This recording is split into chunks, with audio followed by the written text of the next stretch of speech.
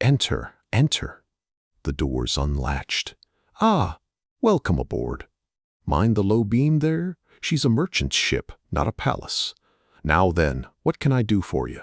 If it's cargo, I'll tell you plainly the hold's near full, though I might be persuaded to make room for the right consignment. No? No, you've not the look of a trader about you. Forgive me. An old habit, sizing up everyone who crosses my threshold. Then what brings you? You sought me out on purpose. That much I can read. My book. You've come about my little book on the faiths of the region. Well, there's a thing. I'd half forgotten anyone read it, let alone cross water to speak of it. I am a merchant by training and a recorder only by habit. I set those pages down for travelers and traitors, that they might speak of belief without giving offense. I never took myself for a man worth visiting, but where are my manners? Sit, please sit, take the weight off. The sea's no gentle road. I'll not have a guest stand while I hold forth. So, you wish to hear of faith, and the many forms it takes across the world. Then you found the right cabin, and a man with more words than sense enough to stop. Accounts of Faith by Aelric Stillhand, merchant of Alhama and witness of Sol Eternel. Why, the faiths of the world must be known. Preface.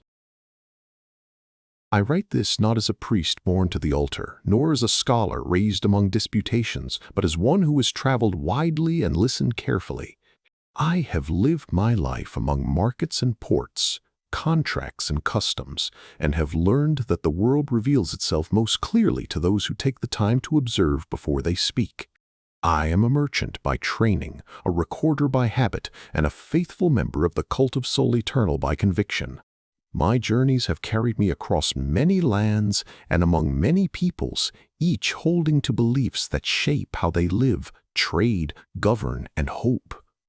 This book is offered to those who would speak of faith beyond their own hearth, that they might do so with understanding rather than assumption, on the need for understanding. In every land I have visited, among every people with whom I have traded, I have found faith in some form. Sometimes it is proclaimed openly in temples and public rites. At other times it lies deeper, woven into custom, law, or the quiet habits of daily life. There are gods named and unnamed, powers revered and feared, and beliefs held so closely that even those who live by them struggle to give them words. To speak of faith without knowing these things is to speak blindly.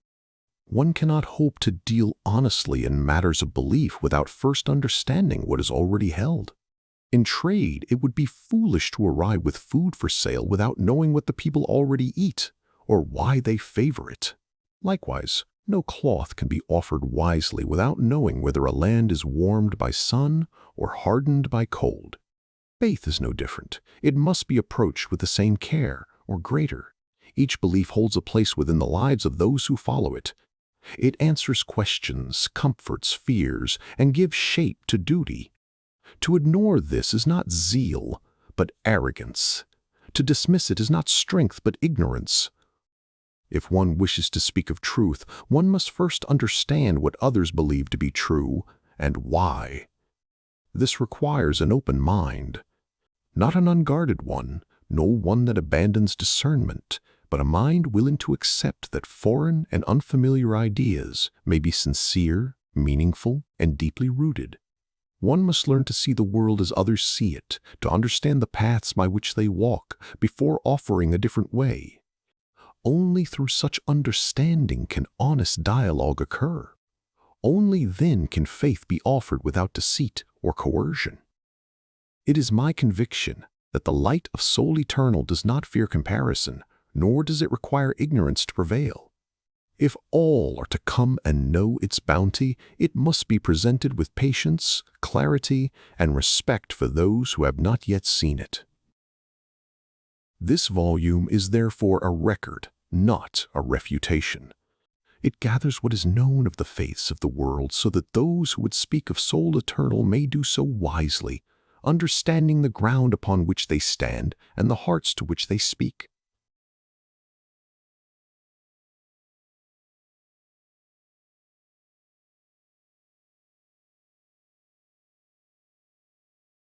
2. On the Old Gods of Atlantis. The faith of Atlantis was not marked by denial, but by arrangement. In its height, the empire seldom rejected any god outright, whether native, foreign, or newly encountered. Instead, the Atlanteans concerned themselves with placement. As with their courts and armies, they understood divinity through hierarchy and expected the gods to resemble men in this regard, ordered by strength, influence, and reach. At the summit of this structure stood the foundation gods, most often called the Titans. These were not merely powerful beings, but principles made manifest, upon whom the Atlanteans believed the stability of the world itself rested. Beneath them were ranked many lesser gods, adopted deities of conquered peoples, regional powers, and specialized patrons whose authority was confined to narrower domains. Below even these lay innumerable spirits, servants, and intermediaries whose names and functions varied greatly from city to city. This arrangement mirrored the empire's own self-image. Just as Atlantis believed itself destined to rule through order and dominance, so too did it imagine the divine realm as an extension of imperial structure. Power flowed downward, favor was granted upward through obedience, ritual, and proper exchange. The Atlanteans took great interest in cataloging their gods. Temples maintained detailed records of names, domains, preferred offerings, and expected responses. Priests and scholars alike sought to understand not who a god was, but what that god desired and what could be gained in return. Worship was often transactional, governed by the logic of bargain rather than devotion. I record this with some discomfort, for I recognize in this approach an echo of my own mercantile instincts. The clarity of exchange, the assurance of expected return, and the careful accounting of obligation all appeal strongly to those trained in trade. Yet there is unease in treating the divine as one treats a contract, for such dealings risk reducing reverence to leverage. As the Atlanteans expanded their empire, their pantheon expanded with it. Each new land brought new gods, rarely rejected and more often absorbed, reassigned, or subordinated within the existing hierarchy. By the time Atlantis claimed dominion over nearly all known lands, its collection of gods had grown vast, beyond easy reckoning. Contradictions were tolerated so long as order was maintained. What follows is not a complete accounting, for such a thing would exceed the scope of this work. Instead, I record those gods whose influence was greatest and whose understanding is necessary for any serious study of Atlantean belief. These include the Titans themselves and the major gods who shaped the empire's law, war, labor, and sense of destiny. The major Titans of Atlantis. The following are the principal Titans recognized across the greater span of the Atlantean Empire. While local variations in subordinate spirits were innumerable, these figures formed the stable foundation upon which Atlantean religious order was built. Their domains were carefully defined and their relations understood in hierarchical terms, much as the empire understood itself. Sol, Titan of the Sun, order and sovereignty domains, sun, law, authority, victory. Sol came to be regarded as foremost among the Titans during the later centuries of the empire. He was understood as the guarantor of order, the witness of oaths, and the light beneath which all authority was exercised. Sol was not considered merciful, but unwavering. His cult emphasized discipline, unity, and public right. Other Titans were said to move beneath his light, though early records suggest he was not always held above them. Kryphos, Titan of war, strength and dominion domains, war, conquest, physical might. Kryphos embodied open conflict and the expansion of power through force. He was favored by soldiers and generals, and his rites were performed before campaigns. His temperament was described as direct and unyielding, indifferent to subtlety. He was often paired with Sol in imperial imagery, representing the means by which order was enforced. His rivalry with Irania was widely noted. Irania, Titan of peace, stability, and civic order domains, peace, governance, social harmony. Irania governed the maintenance of order after conquest. She presided over treaties, administration, and the continuity of civic life. Her cult was favored by magistrates and officials. Though often ranked beneath Sol, records indicate she was seen as necessary to restrain the excesses of Kryphos and preserve the empire once won. Thalasser, Titan of seas, travel and exchange domains, sea, trade, journeys. Thalasser ruled over all movement across water and was deeply revered by merchants and sailors. He was believed to be generous and ruinous in equal measure, requiring careful appeasement. His temperament was described as volatile but responsive. Though acknowledging order, Thalasser was never seen as fully subject to it, maintaining an uneasy balance with Sol. Ionis, Titan of time, cycles and fate domains, time, destiny, renewal. Ionis was regarded as distant and difficult to petition, concerned not with individual lives but with enduring patterns. His cult governed calendars, transitions, and imperial cycles. He was said to stand apart from disputes among the Titans, though Sol was often described as ruling only within the time allotted by Ionis.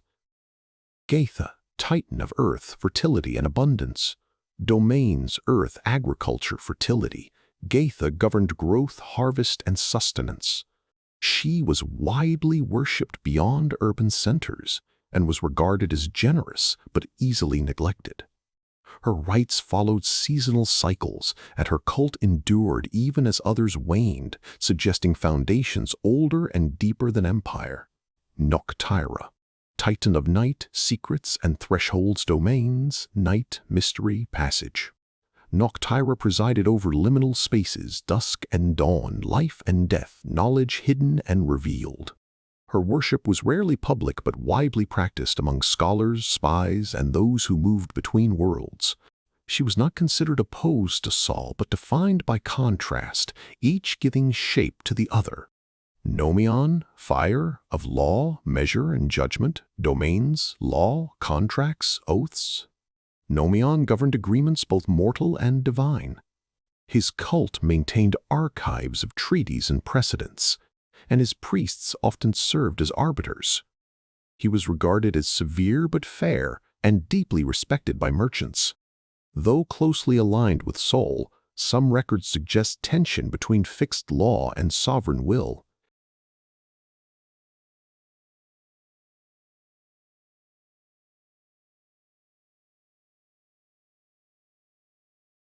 Three, new forms of the old gods. Across the world. Though the Atlantean Empire has long since fallen, its gods did not fall with it. Few of the major titans have vanished entirely from the faiths of the modern world. Rather, they persist in altered forms, shaped by local custom, diminished memory, and the practical needs of the peoples who still invoke their names. In the Alhama Republic, for example, the titans Nomion and Thalasser remain widely revered. Temples to Nomion are common in major cities, where law, contract, and arbitration govern daily life. Thalasser is honored in ports and along the coasts, his favor sought by sailors and merchants alike. Their worship is no longer framed in imperial hierarchy, but in utility and tradition, woven into civic habit rather than grand doctrine. Alongside these, many minor gods endure, often without clear origin or consistent theology. In Alnama, a lesser deity of wealth and favorable exchange, commonly called Chrysion, is frequently invoked in speech and oath. Such gods rarely possess formal temples, yet their presence in daily language suggests enduring influence. They serve as reminders that belief often survives most strongly where it is least systematized. Beyond the great republics, the pattern becomes more varied. In smaller city-states and among the Matan clans, it is common for a single god to be elevated as patron. This choice often reflects the character of the people themselves, a warlike city favoring Kryphos, a river settlement honoring Gaitha, or a trading enclave placing itself under Thalasser's care. For any traveler, understanding the patron deity of a city is as important as knowing its laws, for belief shapes conduct as surely as statute. Among all the titans, none has undergone greater transformation than Sol. In many regions where his worship persists, the other gods have been discarded entirely or reinterpreted as lesser expressions of Sol's infinite nature. In such traditions, Sol is understood to encompass order, compassion, justice, and honor within a single, unified being. The older hierarchy collapses inward, replaced by a vision of singular authority. Yet there are lands where the worship of Sol is not merely diminished, but actively forbidden. To understand this, one must look to the final days of the Atlantean Empire. It is widely known that the last emperor, Damocraon, sought to elevate himself above the gods while he still lived. Though earlier emperors were granted divine honors after death, Damocraon's attempt to place himself atop the pantheon was without precedent. It was during this period that the suppression of Sol's worship began in earnest. Temples were destroyed, priests hunted, and public rites forbidden. Many accounts written soon after the empire's fall assumed Damocraon viewed Sol as yet another rival to be overthrown in his ascent to absolute power. This explanation is neat and comforting in its simplicity. More recent scholarship suggests a darker motive. Damocraon was known to engage in sorcerous practices of considerable ambition, and Sol's association with order, judgment, and revealed truth may have posed a threat not to his authority alone, but to the foundations of his schemes. If this is so, then Sol was not merely an opponent, but an obstacle that could not be bargained with. These histories have left deep scars. In some regions, fear of Sol endures as inherited caution, stripped of context but strong nonetheless. In others, his light has returned in new forms, purified by time and suffering. To understand the present faiths of the world, one must therefore understand not only the gods themselves, but the histories that reshaped them, lesser and aberrant powers of post-Atlantean faith. Beyond the major titans, a number of lesser gods and distorted survivals have gained prominence in the centuries following the fall of Atlantis. Some arose naturally from civic habit, while others emerged from ruin, desperation, or deliberate corruption. Two such figures are noted here due to their present influence. Chrysion, god of wealth, fortune, and favorable exchange. Domains, wealth, trade, luck, prosperity. Chrysion is a minor god of uncertain origin, likely arising from the convergence of older Atlantean mercantile spirits rather than from any single titan. He is widely invoked in Alnhama and other trading states, particularly in informal speech, oaths, and private custom.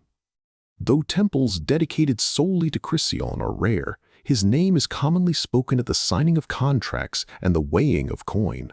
His temperament is described as fickle but responsive, favoring initiative and preparedness over reverence. Offerings are modest and practical, and devotion to Chrysion rarely demands exclusivity. He is generally regarded as harmless, though his worship tends to encourage the belief that fortune may be coaxed rather than earned. I note him here not as a danger, but as an example of how belief adapts to daily necessity.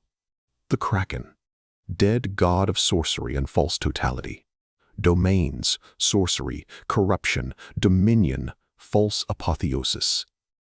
The entity commonly called the Kraken is not counted among the Titans, nor among the ordered gods of old. It is described in surviving fragments as a god of magic, or more dangerously, as the god of all, a claim that contradicts every stable tradition of faith known to me. It is said to be dead, yet never wholly extinguished, persisting through remnants, cult, and forbidden practice. In recent years, worship of the Kraken has re-emerged among the ruins of Deutera Atlantis and in parts of Fresnia. The cult's structure is uncertain, though all credible accounts link its revival to the final reign of Emperor Damocraon. Its practices include sorceries of the most corruptive kind, human sacrifice, and the deliberate inversion of lawful right. The cult rejects order, compassion, and limit, and stands in direct opposition to Sol Eternel. I depart here from neutral record to offer warning. Engagement with the cult of the Kraken has never ended in stability, enlightenment, or peace. Its adherents do not seek understanding, nor do they honor agreement. Travelers and missionaries alike are advised to avoid contact entirely, save in defense of themselves or others. Where Sol brings light that reveals, the Kraken promises power that consumes.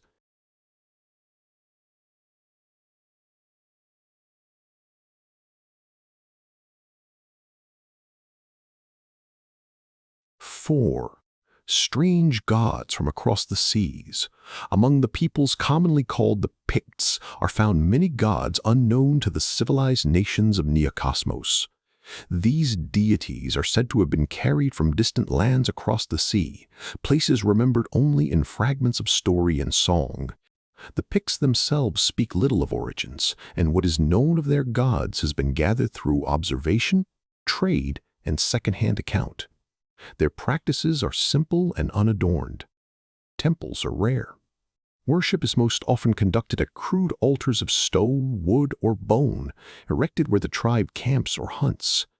Much of their faith is preserved through oral tradition rather than written record, and as a result, the names, attributes, and even identities of these gods may shift from clan to clan.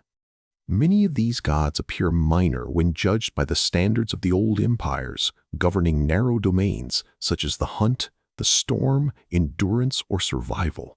Yet their influence upon daily life should not be underestimated. For the Picts, faith is not a matter of doctrine, but of immediate consequence, victory, weather, fertility, and death. What follows is an accounting of the most frequently named gods attributed to the Northern and Hyperborean traditions, as they are known through Pictish contact. This list is necessarily incomplete and should be read as provisional rather than authoritative. Gods of Hyperborea and the Northern Lands. Mitra, god of light, justice, and right rule. Domains, light, justice. Kingship. Mitra is spoken of as a benevolent and distant god associated with fairness, mercy, and lawful authority. He is rarely depicted, and his worship is restrained and solemn. Among northern peoples, Mitra is invoked less through ritual than through adherence to oaths and honorable conduct. He stands in quiet contrast to the harsher gods of the wild. Crom, god of strength, endurance, and fate. Domains, strength, struggle, doom. Crom is feared more than loved. He is said to grant strength at birth and nothing thereafter, caring little for prayer or sacrifice. His followers believe that courage and endurance are the only offerings of worth. To call upon Crom is not to seek aid, but to acknowledge the inevitability of struggle. Set, god of serpents, darkness, and deception, domains, serpents, shadows, treachery. Set is regarded with suspicion even among those who worship him. He is associated with secrecy, corruption, and hidden power. His rites are whispered rather than proclaimed, and often involve blood sacrifice. Many civilized nations outlaw his worship entirely, and Pictish clans who favor Set are considered especially dangerous. Ymir, god of ice, giants, and primeval cold domains, ice, winter, ancestral. Might Ymir is spoken of as ancient beyond memory, embodying the brutal cold of the far north. He is less a god of worship than of acknowledgement, representing forces that cannot be reasoned with or appeased. Offerings to Ymir are acts of endurance undertaken to prove worthiness rather than seek favor. Bori, god of ancestry and tribal memory, domains, ancestry, tradition, bloodline. Bori is invoked in matters of lineage and inheritance. His presence is felt most strongly in rites of coming of age and burial. Unlike other gods of the north, Bori is rarely feared, instead serving as a bridge between the living and the remembered dead. These gods are not organized into hierarchies nor reconciled with one another. A clan may honor several at once without concern for contradiction. For travelers, it is unwise to judge such faiths by the measures of empire or temple. Understanding them requires patience, humility, and acceptance of uncertainty.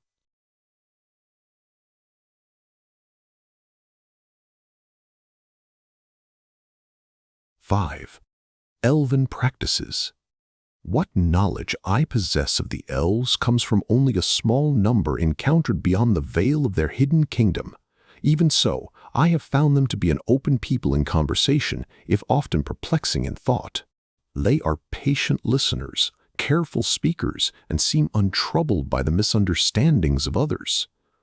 All elves I have spoken with share a common practice, though I hesitate to call it a faith. They do not speak of belief in the manner of men, nor of devotion, nor of reverence offered in hope or fear. Instead, they speak of perception. According to them, the deep currents that shape the world are not hidden mysteries, but ever-present realities known since the first awakenings of thought. These currents, which we name only through study and metaphor, are for them as immediate as wind or tide. The elves describe these flows as continuous from the making of the world until this present hour, moving through land, life, and spirit alike. They speak of layers within these currents, some nearer the surface, others descending far deeper. From the deepest reaches, they say, their own souls arise, and to those same depths they return when their years are complete. It is commonly said among men that the elves worship the earth itself. This is a convenient simplification, but an inaccurate one. They do not revere soil or stone as objects of devotion. Rather, they know by direct sensation the place within the world where their souls are bound, and the greater realm that lies both within and beyond physical substance. What we might call spiritual, they name ambar, though they do not draw a firm division between spirit and matter as we do. When asked whether they could sense the origins or destinations of human souls, they answered plainly that they could not. They perceive only that the souls of men come from and depart to a place outside the circles of Ea.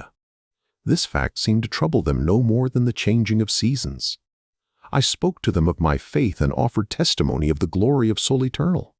They listened with courtesy and attention, asking thoughtful questions, yet it was clear they did not grasp the concept of faith itself.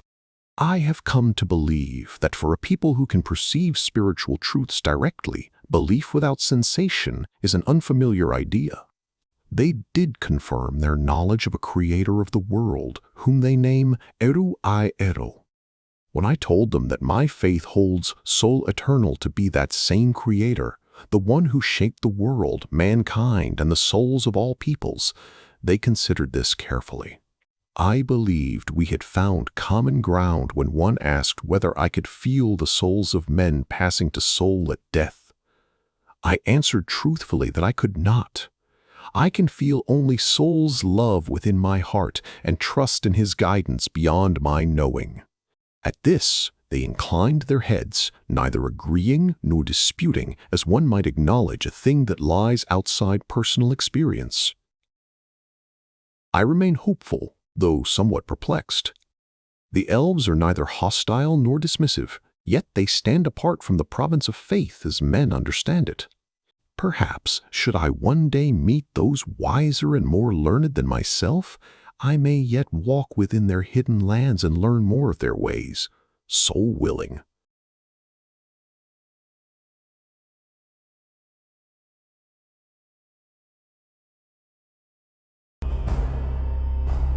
O Sol Eternel, O Sol Eternel, O Sol Eternel, O Sol Eternel.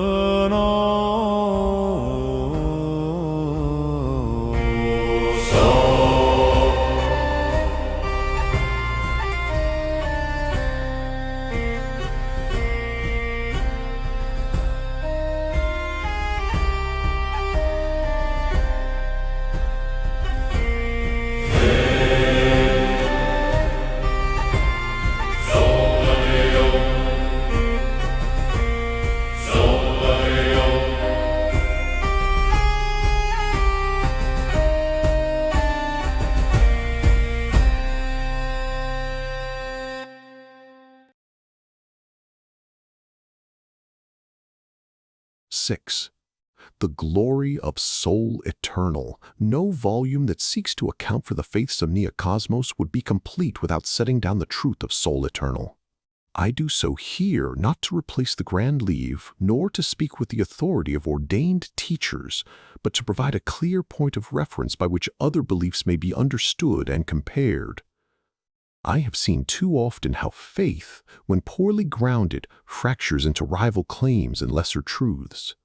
What follows is therefore a recounting rather than a revelation, intended to steady the reader and prevent confusion born of partial understanding. Even among the Atlanteans, whose pantheon grew vast and unwieldy, Sol was rarely counted as merely one power among many. He was most often named as chief among the Titans, the light by which order, law, and rightful rule were measured. Long before the calamities of later ages, there were those who taught that Sol's primacy was not a matter of rank, but of nature. It was this teaching and its opposition to unlawful sorcery that drew the ire of corrupt emperors in the final centuries of Atlantis. Temples were torn down, priests hunted, and the faithful scattered. At the time, many believed Sol to be simply another rival power, to be suppressed like any other god that stood in the way of ambition. The collapse of Atlantis ended these persecutions, though not through victory of arms. In the ruin that followed, Sol's worship re-emerged openly as civilization struggled to rebuild. In Deutera Atlantis it was not always welcomed with warmth, but it was tolerated, for unity was required and old hatreds threatened survival. As years passed and the new state grew stronger, darker influences once again found purchase in court. Sorcerous powers and those who claimed inheritance from Damocreon's legacy gathered quietly. Many feared that persecution would return, and with it calamities like those that had already scarred the world. Deliverance came from an unlikely quarter. An Atlantean prophet, true name unknown, carried the sign of Sol Eternel to Karn, a Pictish conqueror whose name had been spoken only in dread. Karn took that sign as his own, and as his host marched, the faithful of Atlantean descent rallied beneath it. In the great battle before the city, when sorcery was unleashed to halt the attackers, Sol Eternel intervened.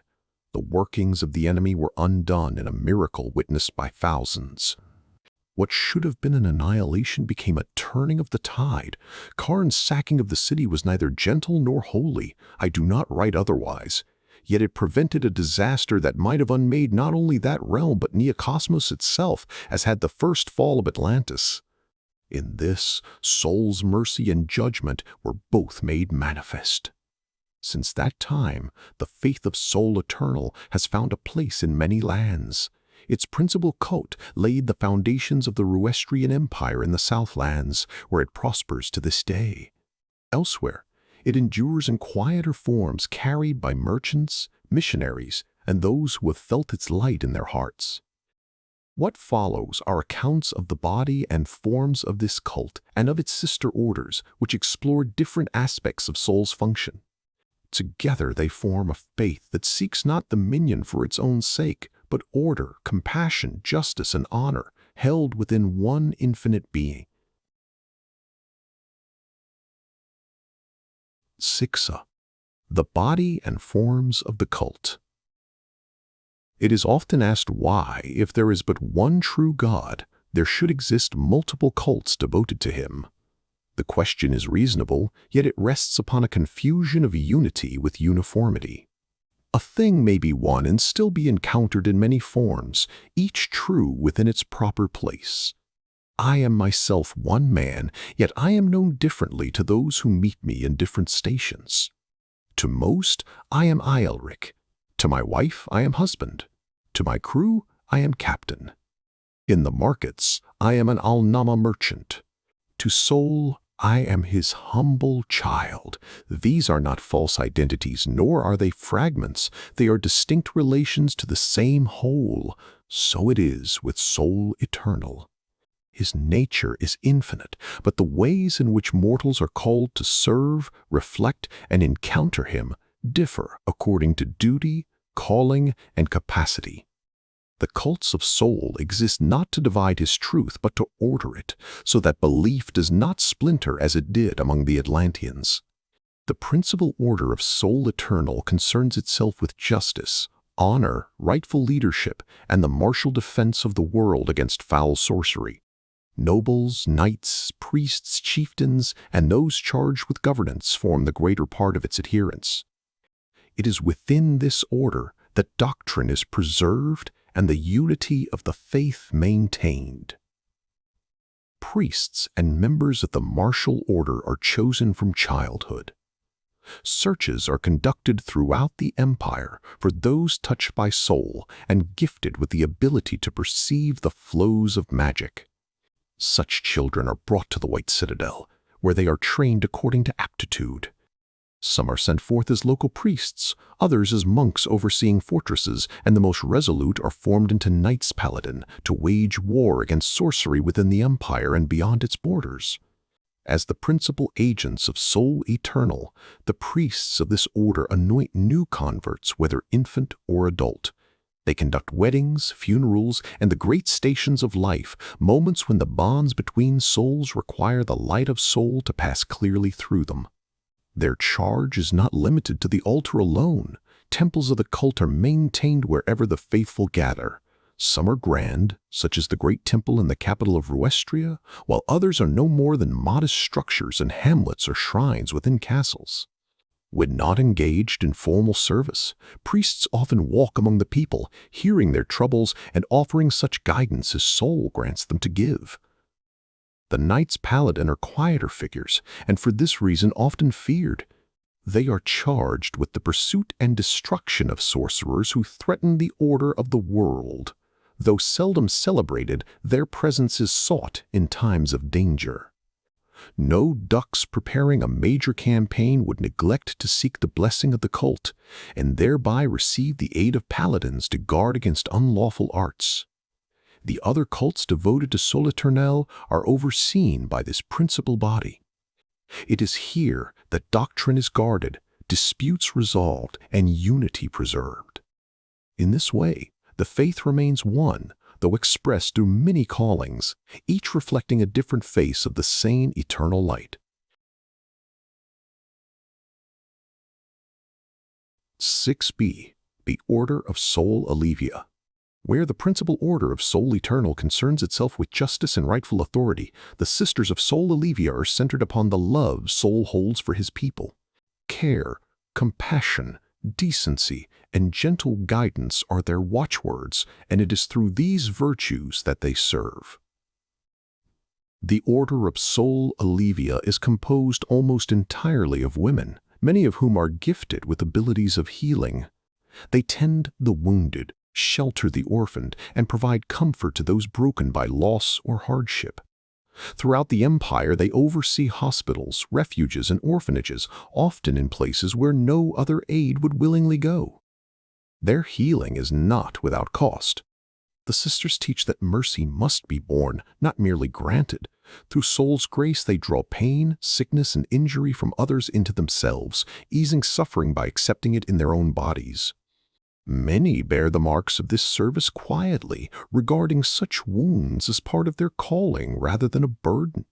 In this way, the Sisters of Sol Allevia wage war against the evils of the world as surely as the Knights Paladin do, though by different means.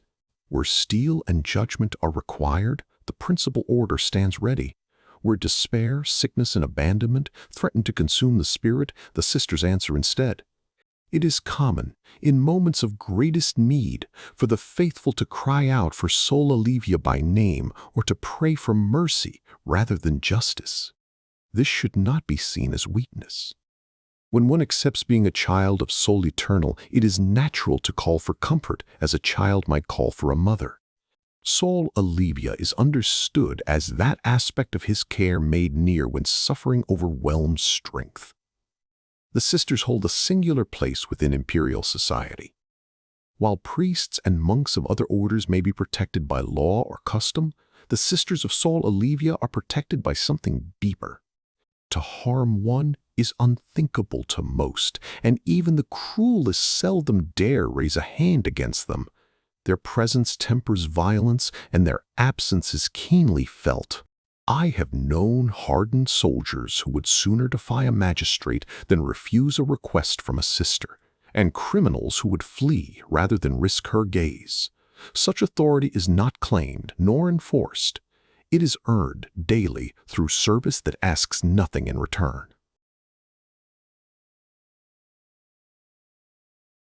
6c. The Order of Sol Ordalis. Of all the orders devoted to Sol Eternel, the Order of Sol Ordalis speaks most closely to my own temperament. This should not surprise any who know my habits, for I have always found comfort in records well kept, accounts balanced, and decisions clearly set down. While steel and the sun may symbolize the leadership of the empire, it is Sol Ordalis who ensures that rule endures.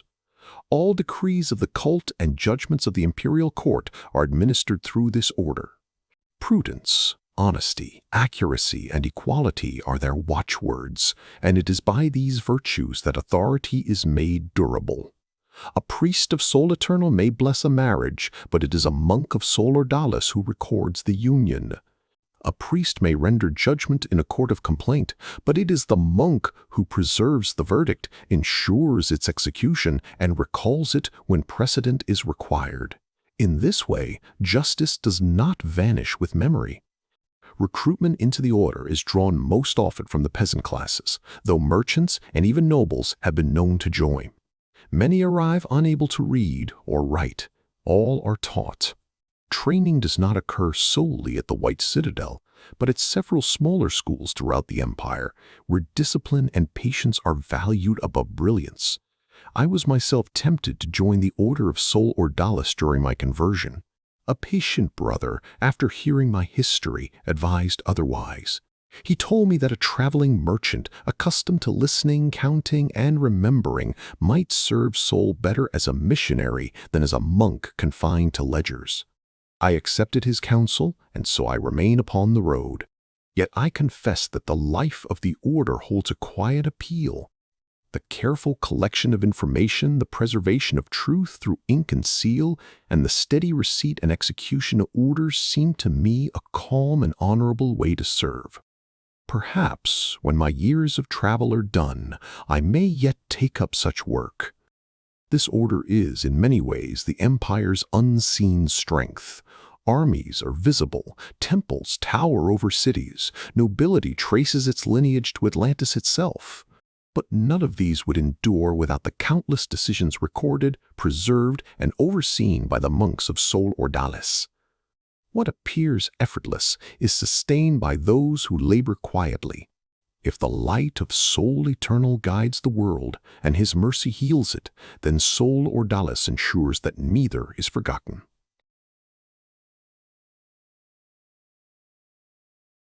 7. The final statement. If you have read thus far, then you have given this work more patience than many would. For that, I offer my thanks. What I have written here was never meant to persuade by force of argument, nor to diminish the beliefs of others, but to place understanding before judgment. I have traveled widely, traded among many peoples, and listened where I could.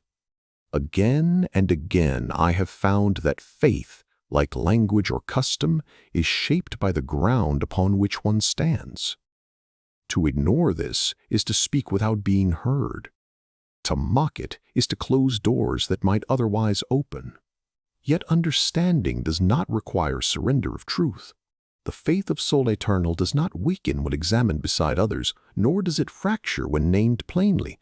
It has endured empires, persecutions, and calamities, not because it was enforced, but because it was carried by parents to children, by the merciful to the suffering, and by quiet hands that recorded what must not be forgotten.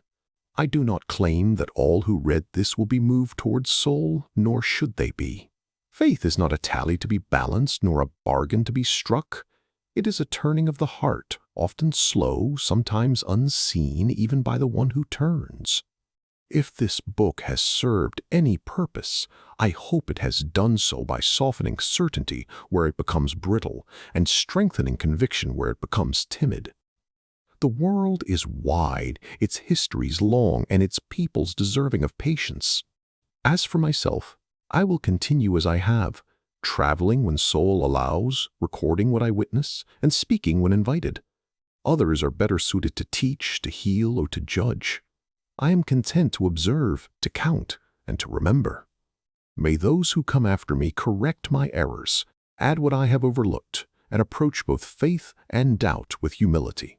If they do so, then this work will have served its time and may be set aside without regret. I leave these pages in your keeping. May soul's light find you where you stand, and may your steps be guided with wisdom and mercy.